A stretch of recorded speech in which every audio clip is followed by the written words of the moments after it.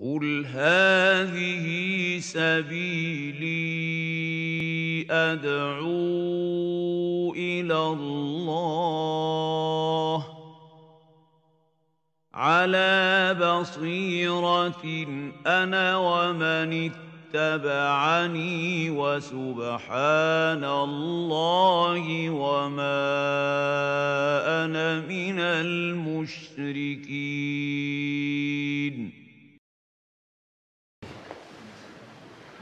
إن الحمد لله نحمده ونستعينه ونستغفره ونعوذ بالله من شرور أنفسنا ومن سيئات أعمالنا. من يهده الله فلا مضل له ومن يضلل فلا هادي له، وأشهد أن لا إله إلا الله وحده لا شريك له، وأشهد أن محمدا عبده ورسوله صلى الله عليه وسلم.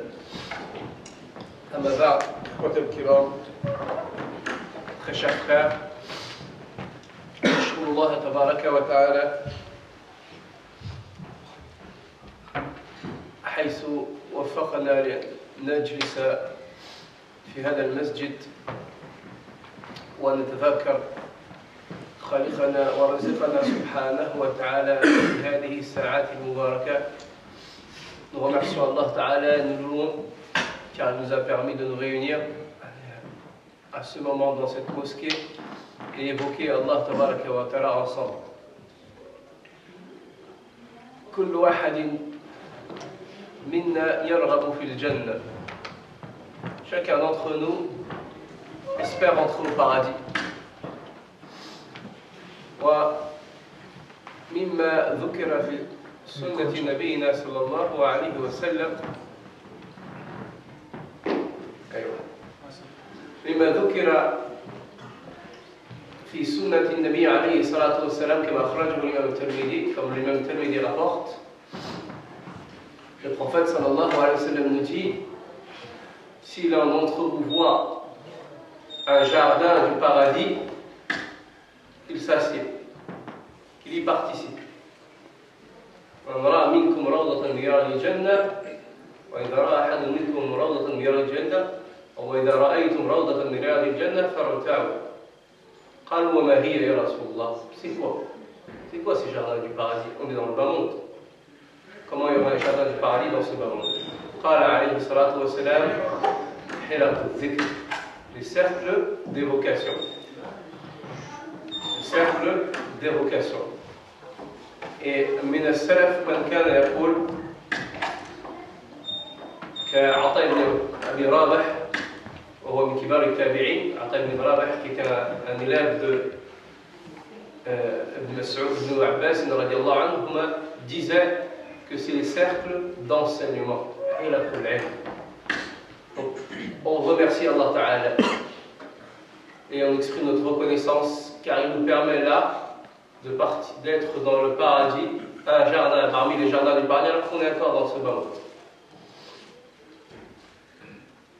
إخوة ما أحوجنا إلى الثبات. On a réellement besoin de raffermissement, de stabilité. On a réellement besoin d'intégrité, de suivre cette bonne voie. ما أحوجنا إلى التشبث بالكتاب والسنة. Comme on a besoin de se cramponner au Coran et à la Sunna, de se cramponner à notre religion. Pourquoi? Parce qu'on vit dans une période où il y a beaucoup de fitan. Al-fitanu kathir. Il y a beaucoup de tentations, beaucoup de troubles qui viennent de partout. من الشيطان أولا وأعوانه من الجن والإنس. Les fitna qui viennent du shaitan et ceux qui le soutiennent, ceux qui sont ses disciples parmi les djinns et les humains. Ce shaitan qui ne cesse de fournir des efforts importants pour nous égarer, nous éloigner du chemin d'Allah Tabaraka wa Ta'ala. Les fitna qui viennent de notre propre ego, qui viennent de nos passions. On a réellement un besoin d'être ferme et de raffermissement de la part de notre Créateur subhanahu wa ta'ala. Al-ghafla غطت كثيرا من قلوب وعقول المسلمين. Même l'insouciance, elle a recouvert beaucoup de cœurs et beaucoup de raisons parmi les musulmans. والغفلة, cette insouciance, c'est une maladie très grave. C'est une maladie très grave parce que elle te fait oublier le but de ton existence. Elle te donne beaucoup d'espoir en ce qu'il y a dans ce bas monde. Pour l'amen. Elle te fait oublier la mort. Elle te fait oublier que tu vas rencontrer Allah Ta'ala. Elle te fait oublier cette insouciance que tu vas être jugé.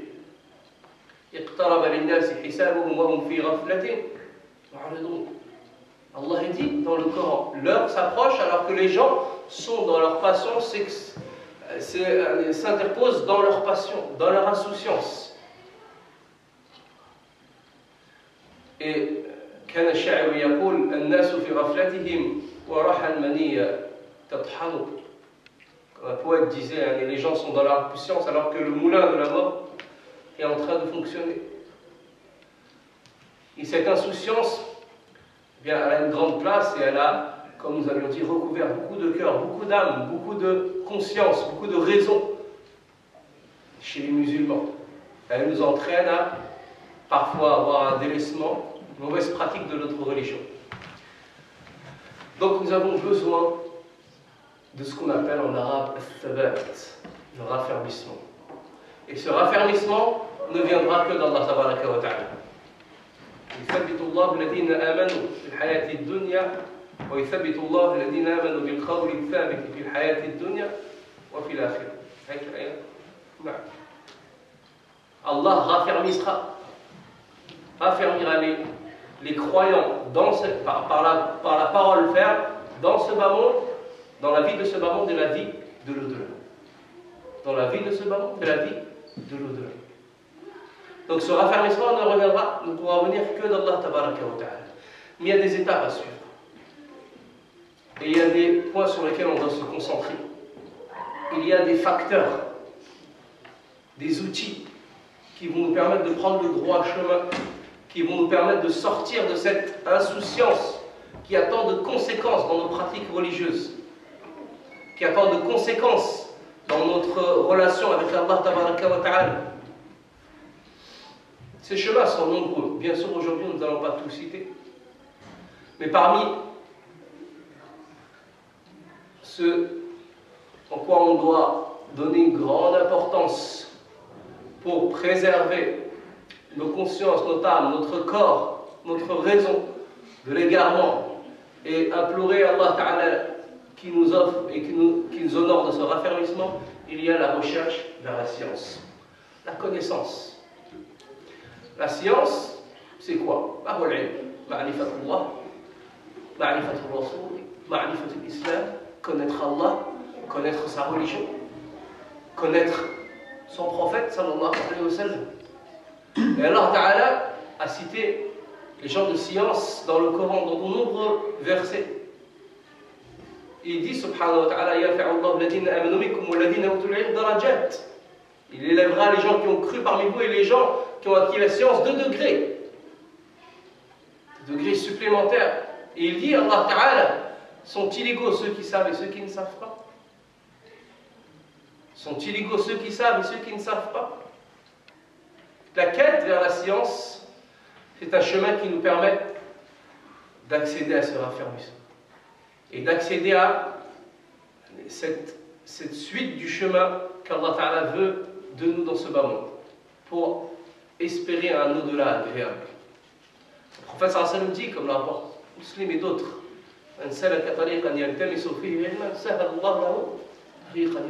celui qui suit un chemin dans ce bas monde, une voie dans ce bas monde, une voie de la science, Allah par cela lui facilitera un chemin vers le paradis.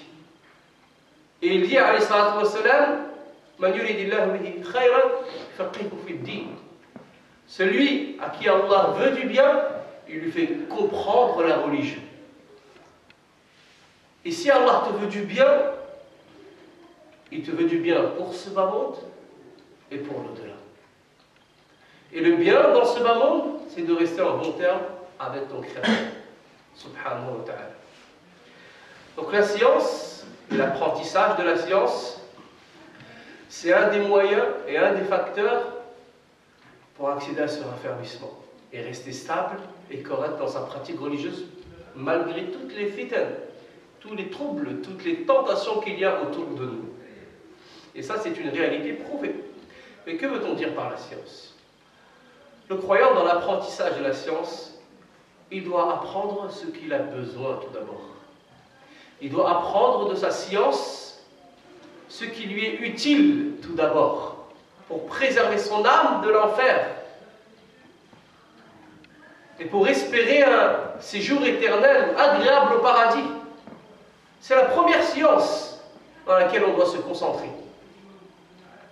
Celle qui te sera utile pour préserver ton âme de l'enfer et pour t'assurer un paradis éternel.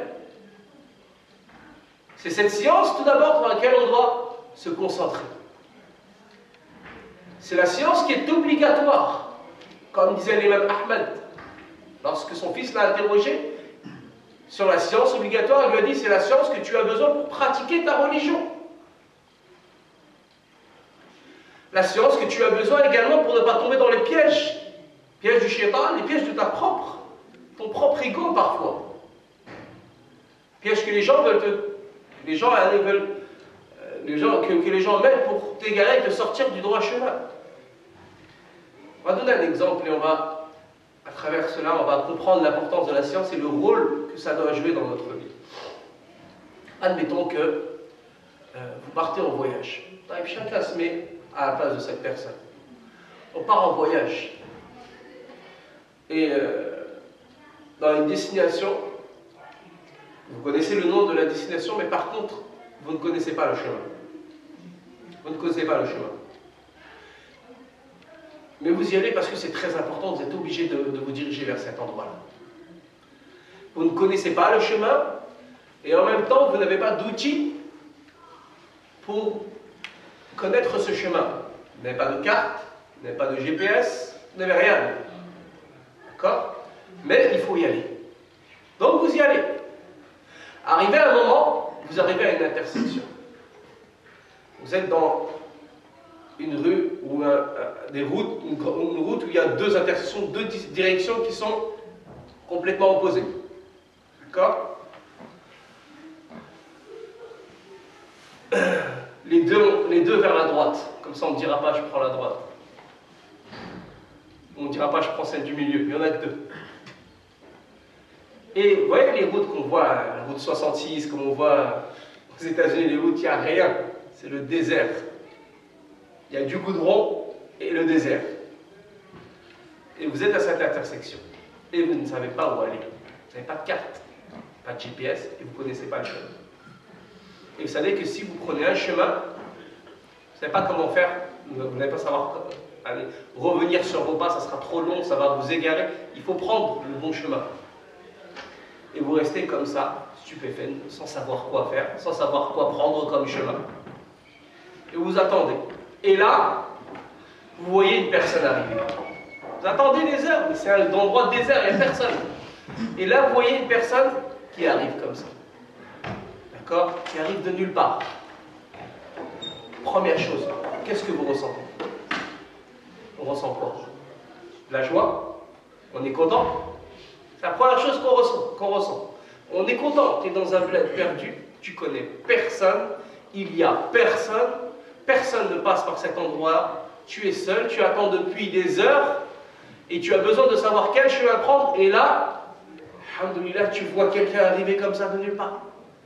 Tu ressens de la joie. Tu as l'impression que tu es sauvé, n'est-ce pas? La première chose que vous allez faire, ou que vous allez demander à cette personne, c'est quoi? Hein? Le chemin, non? Bien sûr. Par où je vais à cette destination? Quel est le chemin? La personne, très bonne apparence, elle est avec un visage bien habillé, souriant, il aspire à la confiance. Ouais, mais je vais t'aider, mon frère. Le chemin, c'est par là. À ce moment-là, qu'est-ce qu'on fait? Hein? On le suit?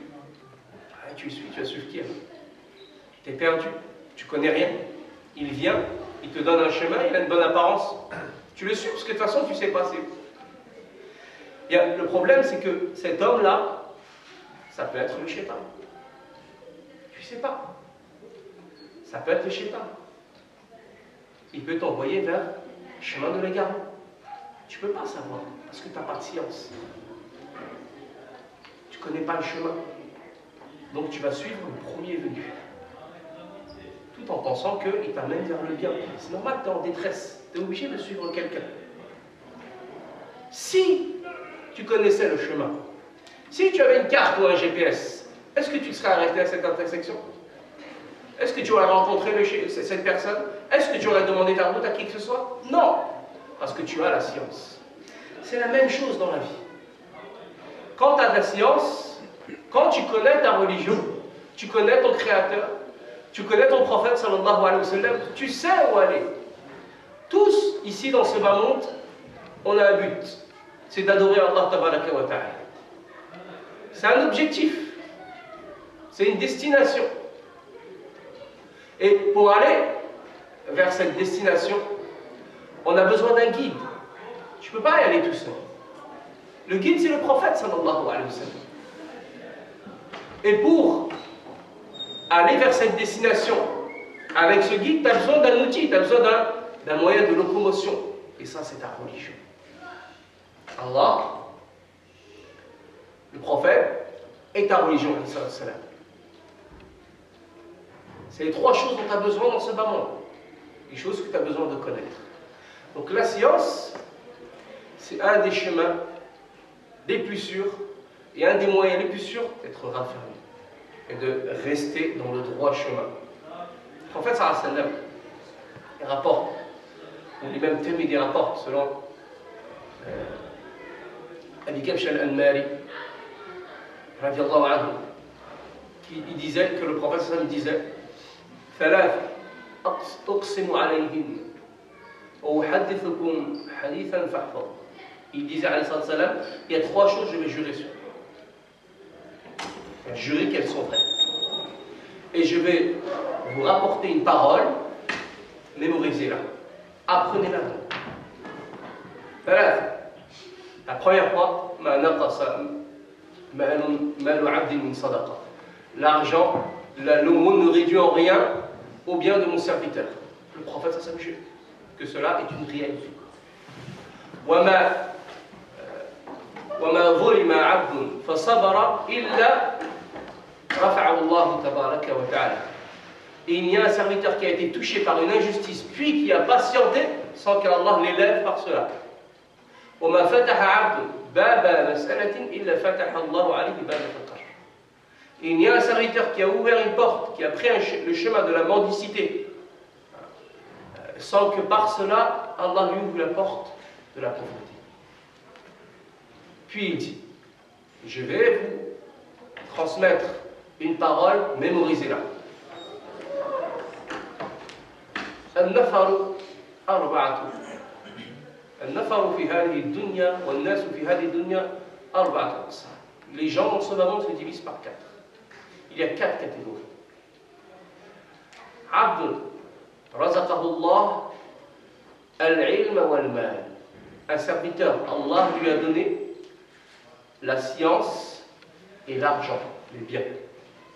يتقي الله فيه ويعلم الله به حق ويصل به رحمه. Il craint Allah avec cet argent. Et il remplit ses devoirs. Et il entretient les liens de famille avec ses biens. Celui-là sera dans le plus haut degré.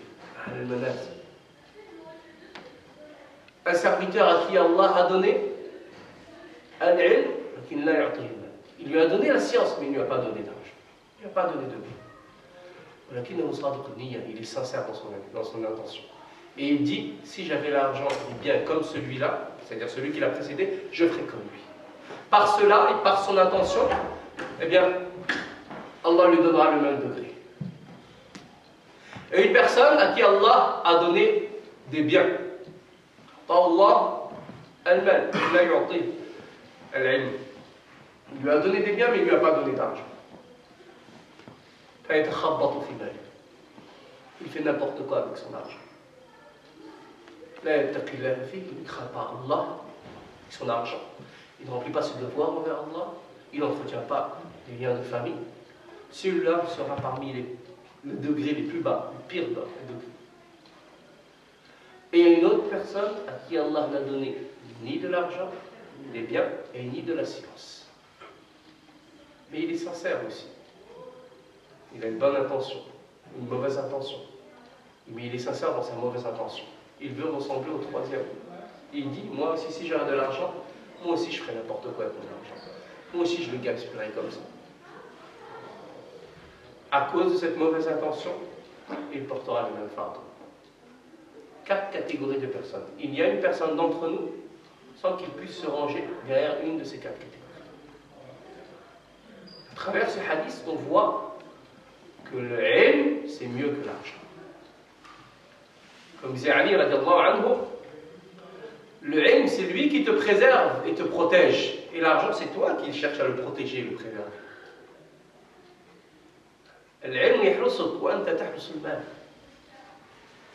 La science, c'est la lumière qui va te montrer comment te comporter avec tes biens, avec ton corps, avec tous ces bienfaits qu'Allah t'a donnés, t'a octroyé dans ce bas monde. Si tu n'as pas cette science, tu es perdu. Et tu vas ne pas savoir être reconnaissant envers les bienfaits qu'Allah t'a accordés. Et le Junayd, rahimahullah, disait que la réalité de la reconnaissance, c'est de ne pas utiliser les bienfaits qu'Allah t'a donnés au service de sa désobéissance, mais de les utiliser au service de son obéissance. La science, c'est ce qui va te permettre d'avoir peur d'Allah Ta'ala avec la connaissance et le craindre. Une peur qui est utile et qui est profitable. Il dit, Allah Ta'ala dans le Coran, Innama yakhsha Allah min ibadihi al-ulama. Certes, ceux qui craignent Allah parmi ses serviteurs sont les savants. Pourquoi? Pourquoi les savants sont ceux qui craignent le plus Allah Ta'ala? Quelle est la différence entre la peur et la crainte?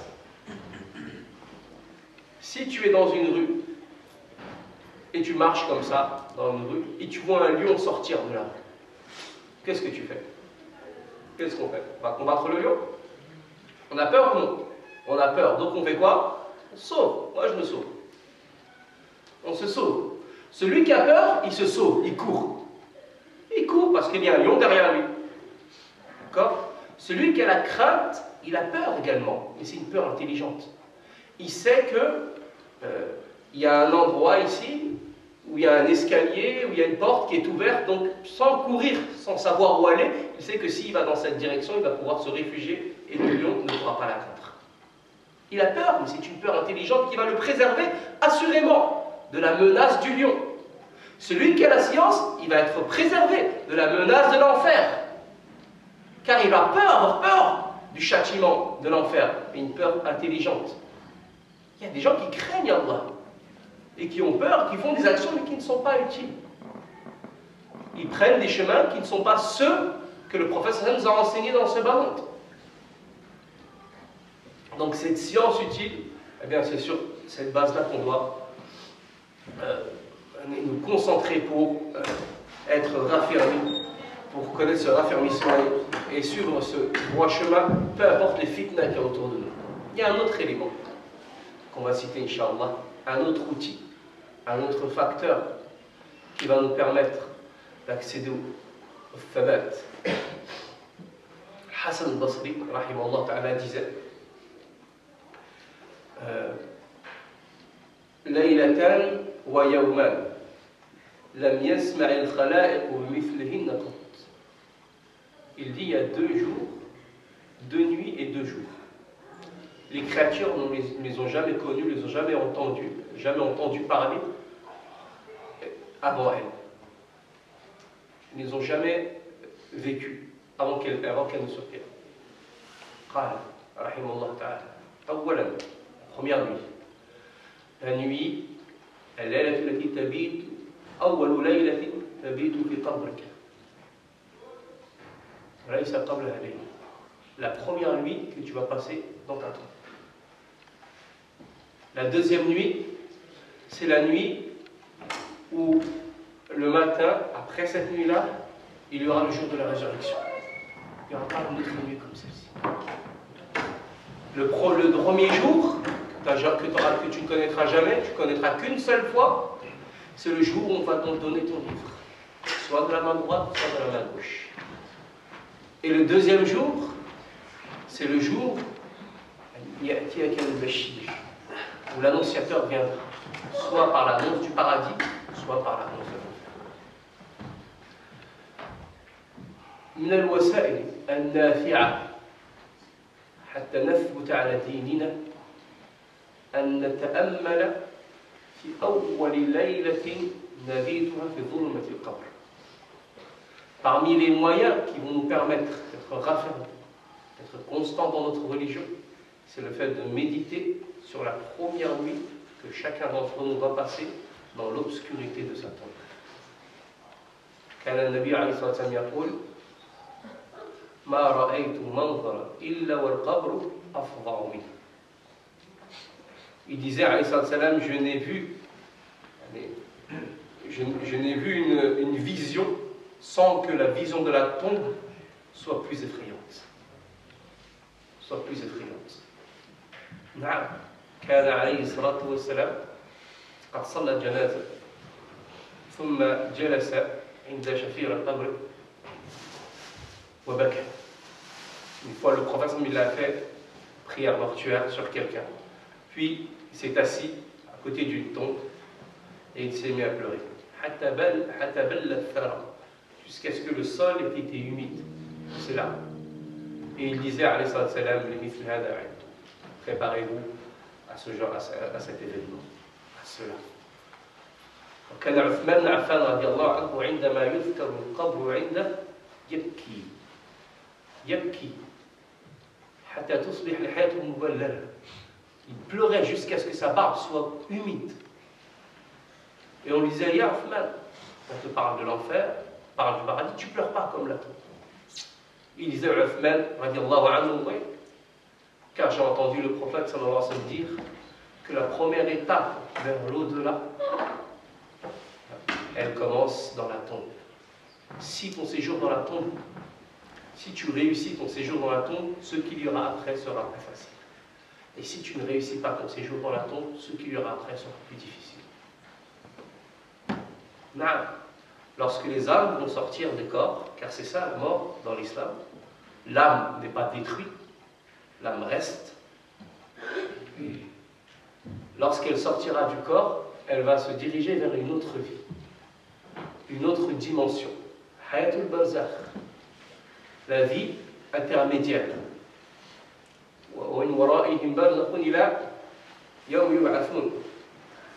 Et derrière eux, il y a une barrière jusqu'au jour où ils seront envoyés. Et Qatada rahimahullah ta'ala disait que le barzakh, c'est la barrière, la délimitation, l'intermédiaire entre la vie de ce bas monde et la vie de l'au-delà. Un des moyens d'être raffermi, un des moyens de faire des bons choix, parce que cette vie, c'est quoi? Cette vie, c'est des choix que l'on fait, des choix multiples, divers, qu'on fait chaque jour, répétés les uns après les autres, et qui s'accumulent, et qu'on retrouvera dans la balance de nos bonnes actions ou nos mauvaises actions. Tous les jours, tu choisis. Dès le matin, tu choisis, est-ce que je me lève pour prier le diable ou je ne me lève pas? C'est un choix. Tu choisis, est-ce que je vais à la mosquée, est-ce que je désobéis à Allah ou non, est-ce que je fais ceci ou non. C'est des choix que tu fais. Et ces choix accumulés, tu les retrouveras. Qu'est-ce qui te permet de faire les bons choix et de rester constant? C'est de méditer sur cette nuit. La nuit que tu vas passer, la première nuit que tu vas passer dans la tombe, seul, alors que les gens vont partir, tu vas entendre le bruit, tu vas entendre le bruit de leurs sandales. Ta famille va te laisser, tes biens vont te laisser, les gens t'auront au préalable lavé, ils t'auront mis le linceul, ils auront prié sur toi, ils t'auront enterré, et tu seras seul dans ta tombe, avec tes œuvres. Ça, mémoriser sur ça, ou méditer sur cela, ça permet de se remettre en question et de faire des bons choix. Dans la tombe, il y aura plein d'événements. Dans la tombe, chacun d'entre nous va connaître une pression, va être contracté, ce qu'on appelle en arabe al-damm, ou comme vient dans le riwaya, al-darda. Et le prophète sallallahu alayhi wa sallam dit, si quelqu'un aurait été préservé de cette pression, de cette contraction, ça aurait été Sa'd ibn Mu'adh. Sa'd ibn Mu'adh, radiallahu anhu, c'est un sahabi, min al-ansar, lorsqu'il est mort martyr, le trône d'Allah a bougé. Les portes du ciel se sont ouvertes. 70 000 anges ont participé à sa janaza. Et lui, comme dit le prophète sallallahu alayhi wa sallam, et il a été contraint. Il a été pressé. Puis il a été libéré. Et une fois, le prophète sallallahu alayhi wa sallam a fait une janaza pour un enfant. Et il a dit, si quelqu'un aurait été préservé de cette pression que l'on aura dans la tombe, ça aurait été cet enfant. Car même lui va la connaître. Pour le croyant, ce sera, Inch'Allah, une occasion que nos péchés soient pardonnés. Amaliyat al-tamhis wa rahma, et ce sera une miséricorde. Mais pour ceux qui seront châtiés parmi les mécréants et les hypocrites et les désobéissants, parfois, parmi les musulmans, eh bien, les côtes vont se confondre à cause de cette pression. Et personne d'entre nous, ici, peut savoir de quelle catégorie sera notre pression. Quand tu seras dans la tombe, comme vous le savez, des anges vont être envoyés. Munkar wa Nakir. Et ils vont nous poser 2 questions. 3 questions. Ces questions, si je vous les pose là, tout le monde va savoir. Si je vous dis qui est votre Seigneur,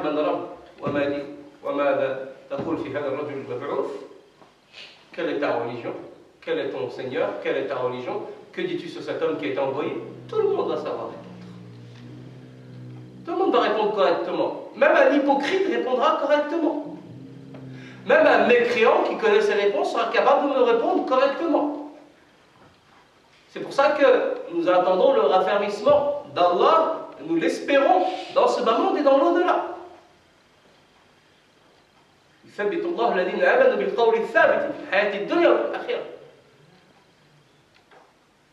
Tout le monde peut répondre. Tout le monde me s'y dit qu'Allah est notre Seigneur. Mais la réponse que l'on veut, c'est une réponse qui est cohérente avec ce que l'on dit, ce que l'on fait et ce que l'on est chaque jour. La réponse qui sera utile, c'est une réponse que tu vas confirmer par tes choix chaque jour. Si Allah est ton créateur, si Allah est le seul qui mérite l'adoration, si Allah est le seul qui donne la subsistance, eh bien tu dois te comporter de la sorte, en conséquence. Tu ne dois pas avoir des croyances erronées. Tu ne dois pas t'en remettre à autre que lui. Tu ne dois pas remettre en question sa sagesse lorsque tu es touché par une calomnie, sans patienter. Tu dois te comporter en conséquence. Si l'islam est notre religion, réellement, eh bien ça doit être notre mode de vie. Si l'islam est notre religion, eh bien ça doit être notre référence. Ça doit être notre point de départ dans tous nos projets. Chaque projet qu'un croyant veut entreprendre, eh bien, il faut qu'il y ait au préalable une consultation vers la charia. Est-ce que cela est conforme à ma religion ou cela n'est pas conforme? Est-ce que cela est halal ou est-ce que cela n'est pas halal? Vous savez, parmi les signes de la fin du monde, il y a le fait que les gens qui voudront accumuler des biens ne donneront pas de considération, d'importance. Est-ce que ce bien lui est venu d'une manière licite ou illicite? Ce ne sera pas une question qui se posera. Comme on voit maintenant, malheureusement. Des gens qui ont des priorités qui ne sont pas celles qui correspondent à notre religion. Si le prophète sallam, c'est réellement ton messager, si c'est celui que tu dois aimer plus que toi-même, si tu espères et si tu as envie d'avoir une foi complète, car le prophète sallam dit, vous ne serez pas croyants, c'est-à-dire de croyants complets, réels, tant que vous ne m'aimez pas plus que vos enfants, vos parents, toute personne, même vous-même. Si on aime réellement le prophète sallam, un amour avec de l'émotion, avec des sentiments, plus que celui qu'on peut avoir pour nos propres enfants, nos propres parents. Si réellement il est notre prophète, cet amour ne peut pas rester stérile, il va se traduire par le fait de le suivre, de le prendre comme modèle. Et savoir que dans l'adoration, personne n'est égal au prophète sallallahu alayhi wa sallam. Personne n'a prié comme il a prié, personne n'a jeûné comme il a jeûné, personne n'a invoqué Allah comme il a invoqué, personne ne l'a évoqué comme le prophète sallallahu alayhi wa sallam l'a évoqué. Personne n'a fait le pèlerinage comme lui l'a fait. Si on reconnaît ces choses-là, ça doit se refléter dans ce qu'on est chaque jour. Si réellement tu as répondu à ces questions dans ta vie, dans ce bas monde, Allah te permettra d'y répondre dans ta tombe facilement. Et tu diras, Allah c'est mon Seigneur, ma religion c'est l'islam, et cet homme c'est mon prophète Muhammad sallallahu alayhi wa sallam.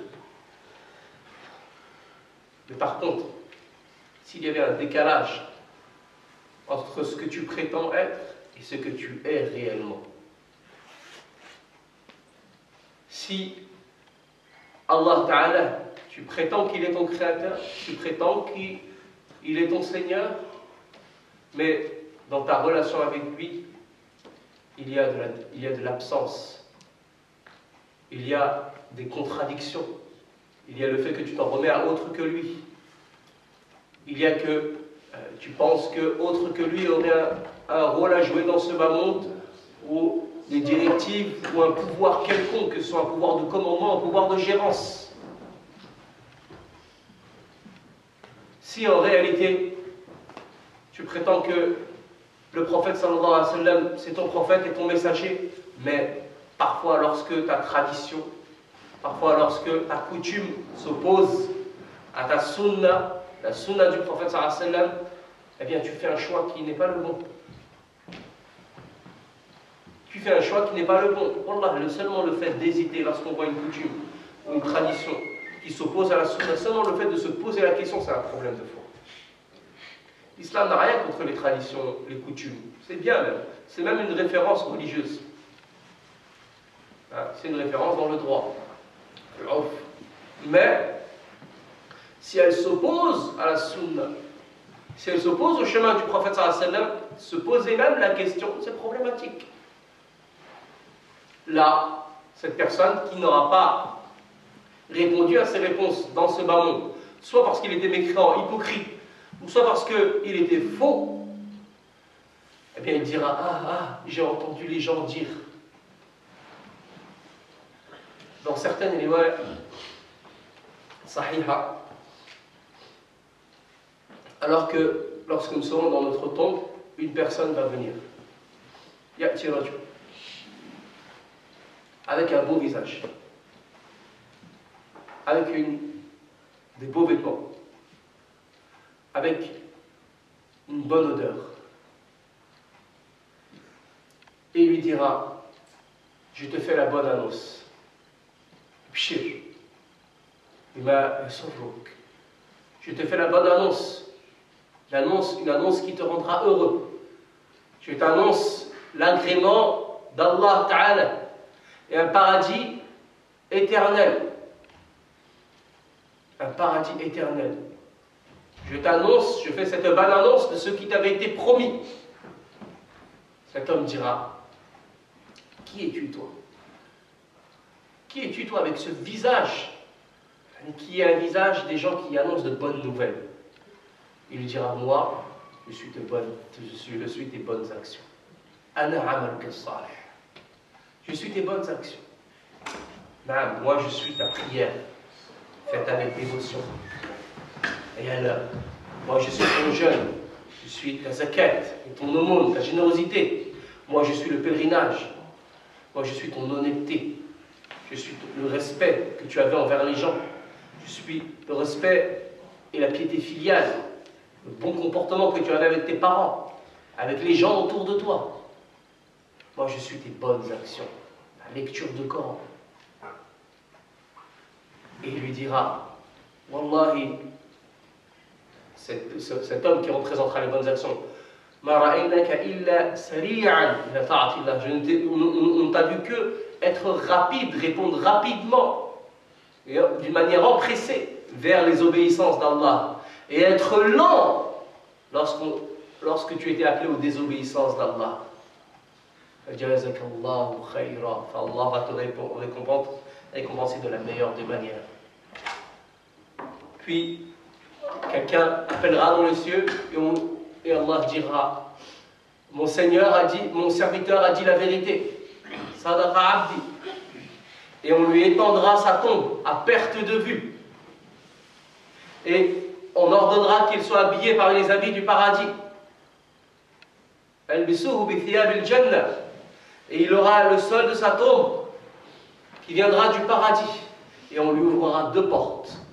Une porte qui donnera vers le paradis et une porte qui donnera vers l'enfer. Et on lui dira, regarde, on lui montrera la porte vers l'enfer. Cette porte, l'enfer, c'est ta demeure si tu aurais été désobéissant. Mais Allah t'a échangé, t'a donné mieux que cela. Et l'homme dira, nous espérons être parmi ceux-là, il dira, Hajjil qiyam sa'a. Oh Allah, empresse, fais que l'heure vienne tout de suite, pour que je ne revienne pas vers mes biens et ma famille, fais que l'heure vienne tout de suite. On lui dira, calme-toi, patiente. Pourquoi il dira ça? Parce qu'il sait que derrière tous ces bienfaits qu'il a dans sa tombe, eh bien, il y a bien mieux. Il y a bien mieux qu'il attend au paradis. Par contre, le mécréant, l'hypocrite, ou celui qui sera châtié, peut-être parmi les musulmans, il verra un homme arriver avec un visage mauvais, et des habits mauvais également, et une mauvaise odeur. Et il lui dira, je viens te faire cette annonce, l'annonce de ce qui t'a été promis. Je t'annonce, et l'homme dira, mais qui es-tu toi? Avec cette apparence, ta médisance, ton mensonge, le mauvais comportement envers les gens, le mauvais comportement surtout envers les parents. Je suis ta malhonnêteté. Je suis la calomnie, le mensonge, la vulgarité, le shirk, l'ostentation. Je suis l'orgueil. Je suis tes mauvaises actions. Et Wallah, nous ne t'avons vu que t'empresser vers les désobéissances d'Allah et être lent pour répondre aux obéissances d'Allah. Puis on lui ouvrira deux portes, une porte vers le paradis, une porte vers l'enfer. Et on lui montrera la porte vers le paradis. Et on lui dira, regarde ça aurait été ta demeure si tu aurais été pieux et obéissant. Et Allah t'a donné autre que cela. Et dans la fin du hadith, un homme viendra muet, sourd, aveugle, et il le frappera avec une mirzala, une sorte un grand bâton. Et il sera réduit en poussière. Puis Allah lui redonnera son apparence. Et il sera refrappé. Et il criera, et tout le monde entendra son cri à part les djinns et les ins. Deux destinations différentes. Et jusqu'à maintenant, nous ne savons pas quelle sera la nôtre. Qu'est-ce qui nous permet de nous raffermir et de ne pas sortir du chemin? C'est méditer sur la tombe. Méditer sur ce séjour que chacun d'entre nous va connaître dans sa tombe. Il y a une parole, et on va conclure par cela. On a un salaf très connu qui s'appelle Omar ibn Abdel Aziz, C'était un khalifa juste, pieux et savant. Il est sorti une fois de sa janaza, d'une janaza. Et kharaja min janaza. ثم قال للناس. Puis il a dit aux gens, إن القبر هادان إن القبر نادان من خلفي أفلا أخبركم بما قال لي. Les gens se sont mis autour de lui. Il leur a dit, vous savez, la tombe m'a appelé, m'a interpellé par derrière. Voulez-vous savoir ce qu'elle m'a dit? قالوا بلى. Il dit oui, nous voulons savoir. قال إن القبر ناداني فقال يا عمر ألا تسألني ما صنعت بالأحبة. Oh Omar, tu ne veux pas savoir ce que j'ai fait des bien-aimés, des gens que tu as enterrés. قال بلى. Omar lui dit بلى, oui, Ibn Abd al-Aziz. قال خرقت الأكفان ومزقت الأبدان ومصصت الدم وأكلت اللحم. La tombe lui dit, bien sûr c'est un dialogue que Omar fait, la tombe ne parle pas réellement. Il dit, sa tombe lui dit, j'ai déchiré le linceul et le corps, et sucé le sang, et mangé la chair. Veux-tu que j'informe sur les membres, les articulations? Alors, أخبرك بالأوصال. قال بلى. Oui. قال نزعت الكفين من الذراعين والذراعين من العضدين والعضدين من الكتفين والوركين من الفخذين والفخذين من الركبتين والركبتين من الساقين والساقين من القدمين. Il a dit, j'ai enlevé les mains des avant-bras, les avant-bras des bras, le bras de l'épaule, et les hanches des jambes, les jambes et des genoux, les genoux et des chevilles. Puis Omar pleure. Et il s'est tourné vers les gens et il leur a dit, sachez que ce bas monde, sa demeure est peu, résiduelle. Et celui qui prétend l'élévation, il est avili en réalité. Et le jeune parmi eux, il va vieillir un jour. Et le vivant parmi eux, eh bien il va mourir. Celui qui est trompé, c'est celui qui est trompé, c'est celui qui est trompé par ce bas monde. Où sont les gens qui ont construit les villes de ce bas monde? Qu'est-ce que la terre, qu'est-ce que la terre a fait de leur corps? Et qu'est-ce que les vers ont fait de ces articulations et de ces os? Ils étaient dans ce bas monde, confortables, dans des lits, allongés, entre des gens qui les servaient parmi leurs familles et qui les honoraient. Passe devant eux maintenant. Appelle-les si tu veux appeler quelqu'un. Interpelle-les si tu veux interpeller quelqu'un aujourd'hui. Regarde comment leurs tombes sont proches de leur demeure. Et demande, interroge les riches parmi eux, quelle est devenue leur richesse. Interroge les pauvres parmi eux, quelle est devenue leur pauvreté. Interroge-les sur leur langue à laquelle qu'ils utilisaient pour parler, leurs yeux à travers lesquels ils regardaient les belles choses. Interroge-les sur leur peau fine, interroge-les sur leur beau visage, sur leur peau douce et leur corps. Interroge-les, qu'est-ce que les vers ont fait de tout cela? Ils ont effacé leur couleur, ils ont mangé leur chair, ils ont détruit leur visage, effacé leur beauté, cassé leur nuque, fait apparaître leurs membres, et ils les ont déchirés. Où sont ceux qui les servaient? Où sont ceux qui étaient autour d'eux? Où sont leurs trésors? Wallah, c'est comme si on ne leur avait jamais mis de quoi s'asseoir ou s'allonger. Wallah, c'est comme si on ne les avait jamais servis ou n'avait jamais connu d'apaisement dans ce bas monde. Ne sont-ils pas désormais dans l'obscurité de la tombe, dans cette terre désertique? La nuit et le jour pour eux ne sont pas identiques, ne sont-ils pas identiques? Désormais, n'y a-t-il pas une barrière entre leurs actions et eux, car ils ne pourront plus agir.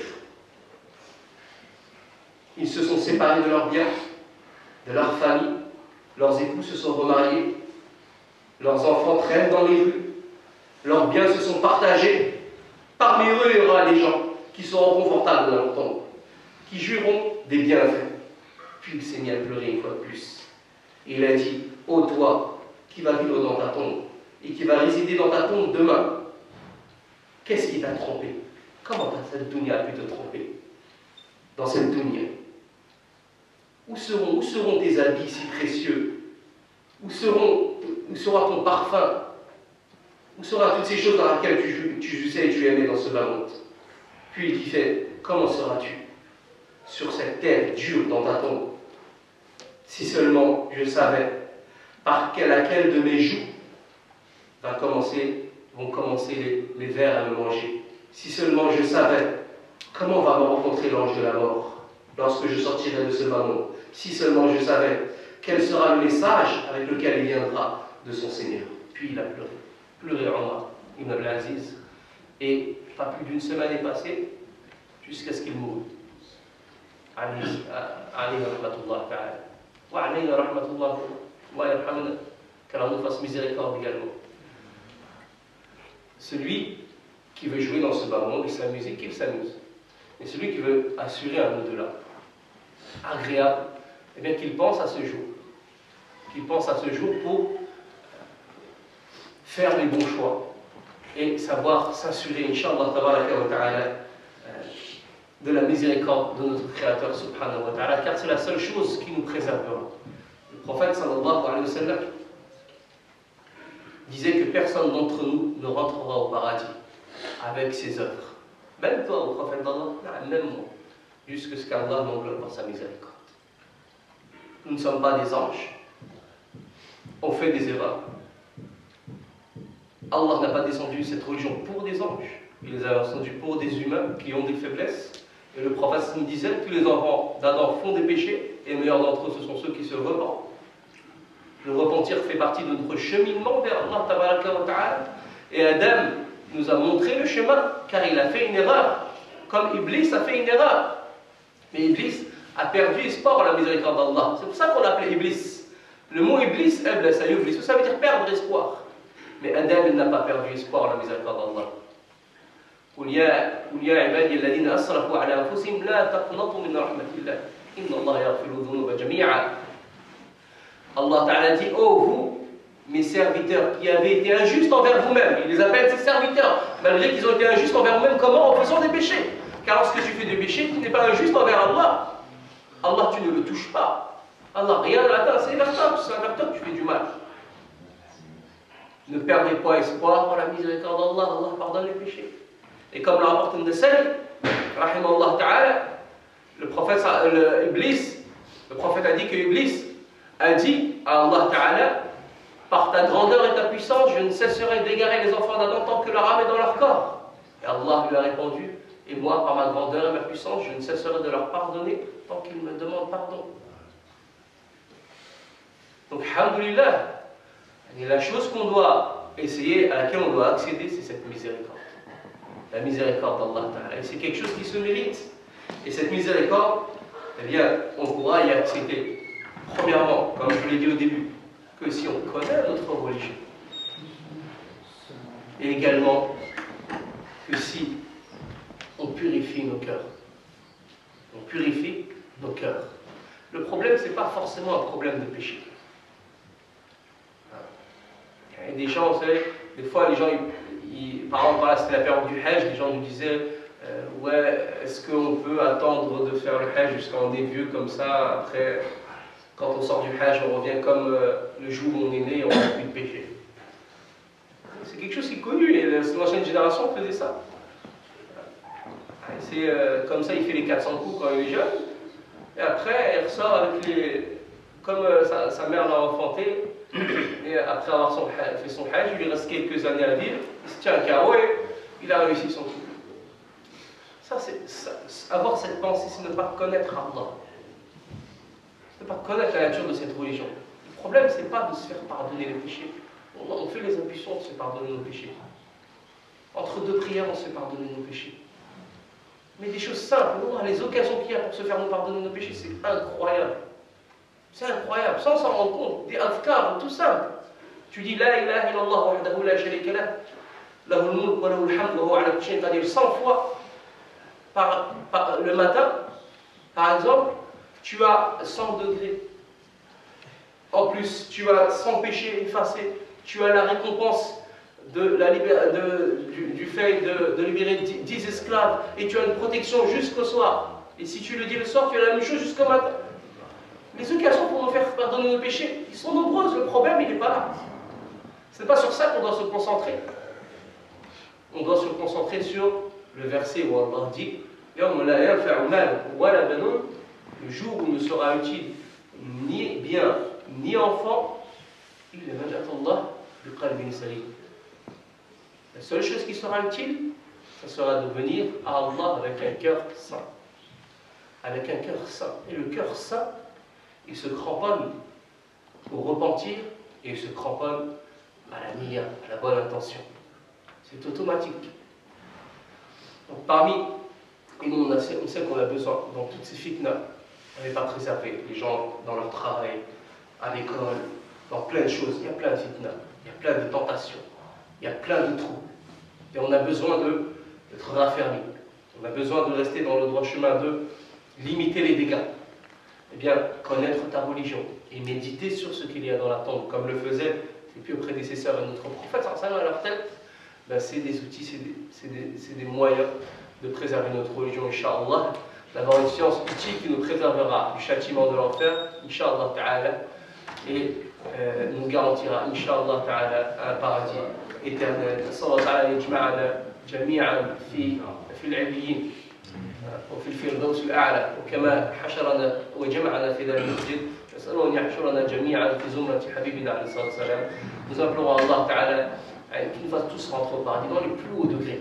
Au Firdaus, il faut demander le Firdaus. Et comme il nous a réunis ici, dans cette mosquée, Inch'Allah, nous implorons qu'il nous réunisse bi'idhnillahi tabaraka wa ta'ala auprès de notre prophète sallallahu alayhi wa sallam dans les plus hauts degrés du paradis. Inch'Allah ta'ala qu'il nous mette tous ensemble, ils nous réunissent tous ensemble, Inch'Allah, dans la chair, cette chair qui sera réservée aux gens qui sont aimés pour Allah tabaraka wa ta'ala. Inch'Allah, yaj'ala min al-muhibbina fillah ta'ala, uhibbukum fillah wa arju Inch'Allah ta'ala an takun hadhihi al-mahabba بإذن الله تبارك وتعالى سببا لأن نجتمع جميعا في هذه المنابر من نور التي جعل الله تبارك وتعالى للمتحبين في جلاله سبحانه وتعالى. Donc, et qu'Allah nous permette d'installer cette fraternité, cet amour entre nous et nous mettre tous dans cette chair qui sera élevée, cette grande chair qui sera élevée au paradis, dans l'au-delà, et qui sera réservée aux gens qui se sont aimés en Allah tabaraka wa ta'ala. نسأل الله أن يبارك فينا وأشكركم شكرا جزيلا على حضوركم وبارك الله فيكم.